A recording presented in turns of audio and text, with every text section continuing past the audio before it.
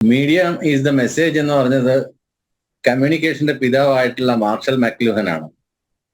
അനിലിനൊക്കെ അറിയാം, പഠിച്ചിട്ടുള്ളതാണ്. അതെ. ഞാൻ ഒന്നുകൂടെ ഓർമ്മിപ്പിച്ച എന്താണെന്ന് വെച്ച് കഴിഞ്ഞാൽ അത് തന്നെയാണ് ജനൻ ടി വി ഇവിടെ ചെയ്യുന്നതായിട്ട് എനിക്ക് കാണാൻ കഴിഞ്ഞത്. വളരെയേറെ പോസിറ്റീവായിട്ടും വളരെയേറെ ടോളറന്റ് ആയിട്ടുള്ള ആങ്കർ പേഴ്സൺസ് വേറെ ഒരു ചാനലിൽ ഇല്ല എന്നുള്ള കാര്യം സത്യസന്ധമായി പറയേണ്ടി വരും. ബാക്കി എല്ലായിടും ഇൻടോളറൻസ് ആണ്. പിന്നെ ഇതിന്റെ പോപ്പുലാരിറ്റി എവിടെ നമുക്ക് മെഷർ ചെയ്യാന്ന് വെച്ച് കഴിഞ്ഞാൽ നിരന്തരമായി ജനൻ ടി വിയുടെ ആളുകൾ പോകുന്ന സമയത്ത് ആക്രമിക്കപ്പെടുകയും അവരുടെ ക്യാമറ തല്ലിത്താർക്കാൻ ശ്രമിക്കുകയും വാർത്ത പ്രക്ഷേപണം ചെയ്യുന്നതിന് തടയുകയൊക്കെ ചെയ്യുമ്പം അത് തന്നെ കാണിക്കുന്ന ഇറ്റ്സ് ഗ്രോയിങ്. ഇപ്പൊ 10ാമത്തെ വർഷത്തിൽ പിന്നീട് എനിക്ക് ഏറ്റവും പ്രധാനമായിട്ട് തോന്നിയ ഒരു കാര്യം എഴുതി കാണിക്കുന്നതില്, അതായത് ഇതിന്റെ സ്ക്രോൾ ഇടുന്നതിനകത്ത് അക്ഷരത്തെറ്റില്ലാത്ത മലയാളം, അത് വളരെയധികം അതിന്റെ അവിടെ ഇരിക്കുന്ന ആ സെക്ഷനിൽ ഇരിക്കുന്ന ആളുകൾ ചെയ്യുന്ന പ്രവൃത്തി തികച്ച് ശ്ലാഘനീയമാണ്. അക്ഷരത്തെറ്റില്ലാത്ത മലയാളം. പിന്നെ നേരത്തെ പ്രകൃതിനും ശശികുമാർ സാറും ഒക്കെ ചൂണ്ടിക്കാണിച്ച് നടക്കുന്ന ഹ്യൂമൻ ഇൻട്രസ്റ്റ് സ്റ്റോറീസ് അത് കവർ ചെയ്യുന്നതിനകത്തും ജനൻ ടി വി അങ്ങേയറ്റം വളരെ വളരെ വളരെ മികച്ച ഒരു നിലവാരം പുലർത്തുന്ന ഒരിതാണ്. ഞാൻ ശരിക്കും ഒരു രാഷ്ട്രീയ നിരീക്ഷകനായിട്ടായിരുന്നില്ല ആദ്യമേ ഈ ജനൻ ടി വിയിൽ വന്നത്. ഞാനൊരു മനഃശാസ്ത്ര പരിപാടി, അങ്ങനെ കുട്ടികളുടെ മനഃശാസ്ത്ര വിഷയങ്ങൾ അങ്ങനെയൊക്കെയുള്ള പരിപാടിയായിട്ടാണ് വന്നത്. വളരെ പെട്ടെന്ന് തന്നെയാണ് ഇടത് നിരീക്ഷകൻ എന്നുള്ളൊരു രീതിയിലേക്ക് ഞാൻ വന്നതും. കാര്യം ഞാനൊരു പ്രോ ലെഫ്റ്റ് ആയിട്ടുള്ള ഒരാളാണ്. കക്ഷി രാഷ്ട്രീയത്തിന്റെ അല്ലാതെ ഒരു പ്രോ ലെഫ്റ്റ് ആയിട്ടുള്ള ഒരാളായതുകൊണ്ടാണ്. അപ്പൊ എവിടെ എന്ത് റോങ് കണ്ടാലും നമുക്ക് തിരിച്ചറിയാനായിട്ട് പറ്റും. ഇപ്പൊ ഏറ്റവും ഒടുവില് ഈ വിവേകാനന്ദ പാറയായിട്ട് സംബന്ധിച്ചിട്ട് ഇപ്പൊ നടക്കുന്ന വിവാദത്തില് ആ വിവേകാനന്ദ പാറയിൽ സ്മാരകം ഉണ്ടാക്കാൻ വേണ്ടി കേരളത്തിലുള്ള ആളുകൾ എടുത്ത പങ്കിനെ കുറിച്ച് പറഞ്ഞത് ജനൻ ടി വി മാത്രമാണ്. വേറെ ആർക്കും അതിനെക്കുറിച്ച് അറിവില്ല. ഞാൻ വിവേകാനന്ദ പാറയിൽ പോയിട്ടുണ്ട്, ഒരുപാട് പ്രാവശ്യം പോയിട്ടുണ്ട്, കുട്ടികളുമായിട്ട് പോയിട്ടുണ്ട്. അന്നേരം ഒന്നും അറിയില്ല. അതൊക്കെ പബ്ലിക്കിന്റെ ഡൊമൈനിലോട്ട് കൊണ്ടുവരുന്നത്. പിന്നെ ഒരു കൾച്ചറല്ല, അതായത് ഇപ്പൊ ഒരു മീഡിയത്തിന്റെ ഉത്തരവാദിത്വം റീമേക്കിംഗ് സൊസൈറ്റിയാണ് അല്ലെങ്കിൽ റീഷേപ്പിംഗ് സൊസൈറ്റി ആണെന്നുണ്ടെങ്കിൽ അതിന് ഒരു 99% പൂർണ്ണമായിട്ടും ഒത്തുനിൽക്കുന്ന ഒരു ഇതാണ് ജനൻ ടി വിയുടെ ഭാഗത്തു നിന്ന് ഉണ്ടാവുന്നതെന്ന് പറയാതിരിക്കാൻ വയ്യ. പിന്നെ രാഷ്ട്രീയപരമായിട്ടുള്ള ചായ്വുകൾ ഉണ്ടാവും, രാഷ്ട്രീയപരമായിട്ടുള്ള വാർത്തകൾ ഉണ്ടാവും. അതങ്ങനെ തന്നെ ആർക്കും നിഷ്പക്ഷത എന്ന് പറയുന്നത് കപടതയാണ്. ആർക്കും അങ്ങനെ നിഷ്പക്ഷനാവാനൊന്നും പറ്റില്ല. എല്ലാവർക്കും ഒരു പക്ഷം ഉണ്ടാവും. എനിക്കൊരു പക്ഷമുണ്ട്, നിങ്ങൾക്കൊരു പക്ഷമുണ്ട്, 100% ആ ഒരു കപടത ഇല്ലാതെ ഒരു പക്ഷം ചേർന്ന് സംസാരിക്കുന്നു എന്നുള്ളതിനകത്ത് മോശമായിട്ടുള്ള ഒന്നുമില്ല. അത് കറക്റ്റ് ആയിട്ടുള്ള ഒരു സ്റ്റാൻഡ് തന്നെയാണ്.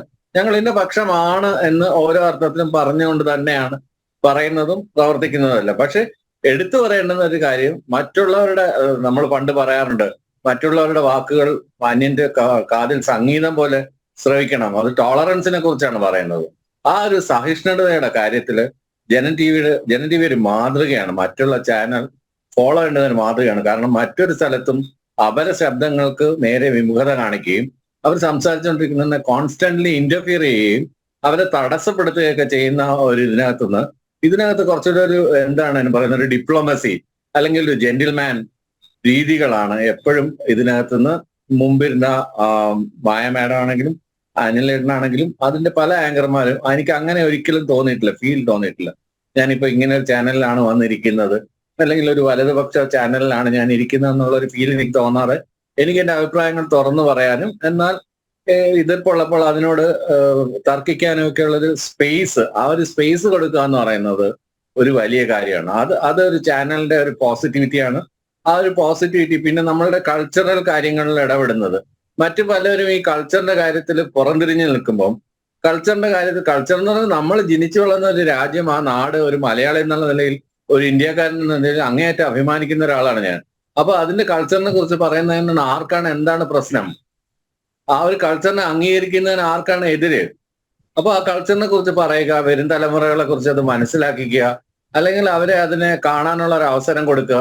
ഇതൊക്കെ ചെയ്യുന്നതില് വളരെ വളരെ നല്ല പങ്കാണ് വഹിക്കുന്നത് എന്ന് തന്നെയാണ് എനിക്ക് പറയാനുള്ളത്. നെഗറ്റീവായിട്ട് അങ്ങനെ ഞാൻ ഈ പറയുന്നത് പോലെ ഇങ്ങനെയുള്ള ഒരു കമ്മ്യൂണലി അങ്ങനെ ഇത് ചെയ്യുന്ന അല്ലെങ്കിൽ ഒരു ക്ലാഷ് ഇൻസ്റ്റിഗേറ്റ് ചെയ്യുന്ന കമന്റ്സ് ഒന്നും ഞാൻ ഇതുവരെ ഇതിനകത്ത് കണ്ടിട്ടില്ല. അങ്ങനെയൊക്കെ ഉണ്ടെങ്കിൽ മറ്റു പല ചാനലുകളും ഉത്തരേന്ത്യൻ ചാനലുകളൊക്കെ ചെയ്യുന്ന പോലെ ഇപ്പൊ നമ്മൾ പല ദേശീയ ചാനലുകളും എടുത്ത് നോക്കിക്കഴിഞ്ഞാൽ വളരെ കമ്മ്യൂണലി ഇഗ്നൈറ്റ് ചെയ്യുന്ന രീതിയിലുള്ള കമന്റ്സ് പുറപ്പെടുവിക്കുന്ന ഒരുപാട് ചാനലുകളുണ്ട്. ഞാൻ പേരെടുത്ത് പറയുന്നില്ല.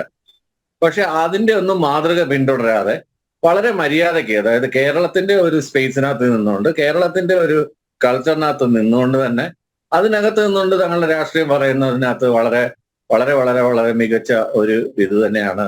ഞാൻ ഇതുവരെ ഒരു ഇടത് ചാനലിൽ ഇന്റർവ്യൂവിന് പോയിട്ടില്ല, പോകാത്ത ഒരാളാണ്. അവിടെ നടക്കുന്ന ഇത് എന്താണെന്ന് എനിക്കറിയാം. ഞാൻ കുറെയൊക്കെ ഫോളോ ചെയ്യാറുണ്ട്. ഇപ്പോൾ ഞാനത് കാണാറുമില്ല.